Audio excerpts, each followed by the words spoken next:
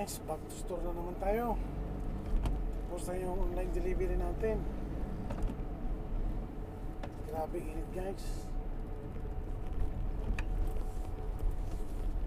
Hirap na yun. Delivery lang. Usually yung delivery ko sa isang araw, actually duty ko 12 hours, pero hindi naman na ano yung naubos yung 12 hours ko. Normally 8 hours lang. Minsan may mga ano naman nakukuha tayo, mga tips sa mga customer. Mostly galante talaga mag-tips pa rin yung mga kababayan natin.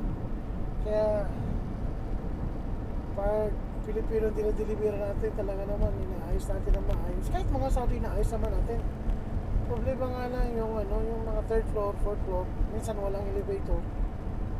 Doon mahirap, pero okay lang. Ayos naman.